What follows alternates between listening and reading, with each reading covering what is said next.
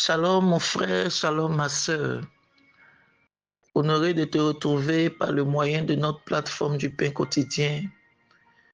Que le Seigneur fasse du bien à la vie de chacun de nous et que ce temps soit un temps de bénédiction préparé par Dieu pour nous ce jour au nom de Jésus-Christ de Nazareth. Bien-aimés, comme nous n'avons cessé de le rappeler, depuis le début de ce mois, nous sommes en train de parler autour du thème « Le vrai disciple ». Dieu bénisse ces différents serviteurs qui nous ont dévancés depuis le début de cette semaine où nous parlons de parcours de disciples. Et Dieu, par sa grâce, encore nous fait la grâce de parler autour du thème « Rechercher l'instruction ». Le texte qui soutient notre thème de ce matin est tiré de l'évangile de Luc, son chapitre 11, le verset 1, qui nous dit ceci. Jésus priait en un certain lieu. Lorsqu'il eut achevé, un de ses disciples lui dit, « Seigneur, enseigne-nous à prier comme Jean l'a enseigné à ses disciples. » Que Dieu bénisse sa parole. Amen. Bien-aimés, la Bible nous dit en Luc le chapitre 12, le verset 7, que Dieu connaît le nombre de nos cheveux. La Bible nous dit encore en Romains 8, le verset 22, que ceux qu'il a connus d'avance, il les a appelés. Et ceux qu'il a appelés, il les a justifiés. Et ceux qu'il a justifiés, il les a glorifiés. La Bible nous parle de l'histoire d'un prophète du nom de Jérémie. Le chapitre 1, le verset 5. La Bible nous dit que quand Dieu va s'adresser à Jérémie pour l'appeler vaillant héros et que Jérémie serait étonné de cette appellation, Dieu va lui dire, avant que tu eusses été formé dans le sein de ta mère, je te connaissais, Jérémie. Et je t'avais établi prophète. J'ai commencé par nous citer ces quelques versets pour nous dire que, bien-aimés, nous sommes l'ouvrage des mains de l'Éternel. Et celui qui nous a créés nous connaît mieux que nous-mêmes. Et quand le Seigneur dit à Jérémie que avant que tu n'eusses été dans les entrailles de ta mère, même je te connaissais, avant que tu ne sois venu dans cette vie, sur cette terre des hommes, je t'avais déjà établi prophète. Je comprends alors que chaque personne a été envoyée sur cette terre pour un but bien précis. Le Seigneur n'a fait personne par hasard. Regarde, mon frère, ma soeur, tu n'existes pas là où que tu existes dans la vie de ce temps par hasard. Non. Et Dieu qui t'a fait la grâce d'exister, il t'a fait la grâce d'exister pour un but bien précis. Il est ton créateur. Ce matin, n'est-ce pas que nous sommes en train de parler autour du thème « Rechercher l'instruction ». Regardez bien aimé cette bonne attitude que ses disciples ont eue de retourner vers le Maître, vers Dieu, vers son Créateur, vers Dieu qui sait pourquoi il a envoyé sur cette terre, il a établi disciples pour lui demander de lui donner l'instruction, de lui donner des instructions quant à comment prier. Bien aimé, ce matin, je ne m'arrêterai pas là, je te dirai que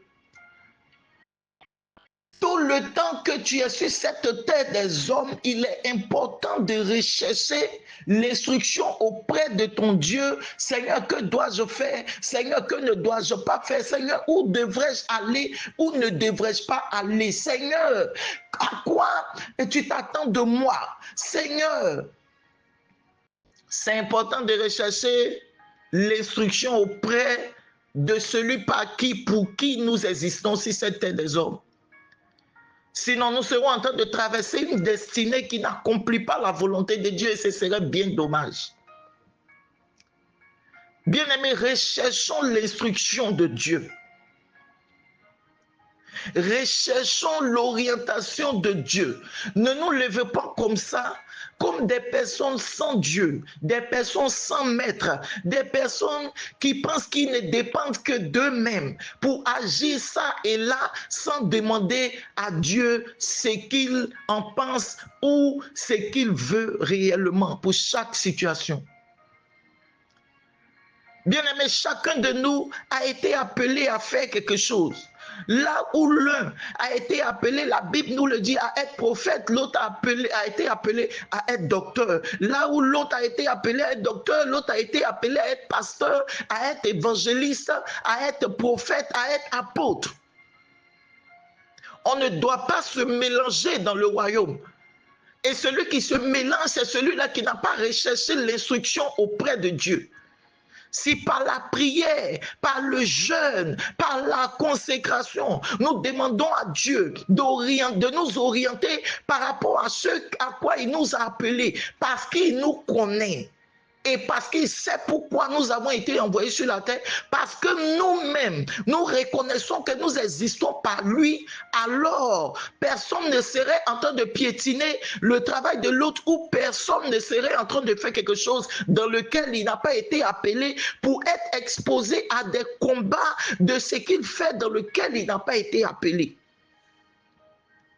Parce que laisse-moi te dire que chacun de nous, la destinée que chacun de nous a répond à certains combats, ça répond à certaines victoires aussi, ça répond à certaines bénédictions, ça répond à certains temps de faiblesse. Mais regarde, si tu n'es pas en train de faire ce à quoi le Seigneur t'a réellement appelé, si tu n'es pas en train de chaque jour demander instruction auprès du Seigneur pour qu'il t'oriente, tu vas te retrouver à faire des choses que tu ne pourras même pas gérer parce que c'est pas là que le Seigneur te voit.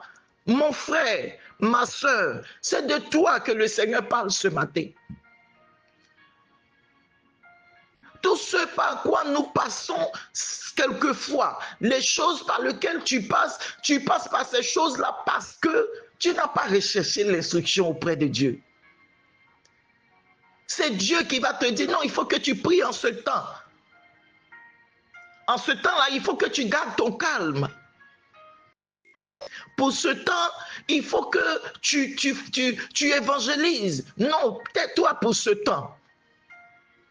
Ah, bien-aimé, heureux est celui à qui Dieu nous donne instruction et qui obéit. Heureux est celui qui recherche l'instruction du Seigneur. Heureux est celui qui recherche l'orientation du Seigneur. Heureux est celui qui recherche la volonté du Seigneur. Heureux est celui qui tend ses oreilles pour écouter ce que le Seigneur va lui demander de faire.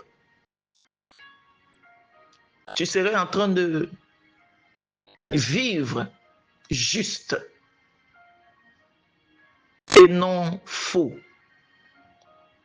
Parce que celui qui n'écoute pas l'instruction du Seigneur, pour vivre comme il veut, il vit faux. Bien-aimé, chaque jour répond à une volonté de Dieu pour notre vie.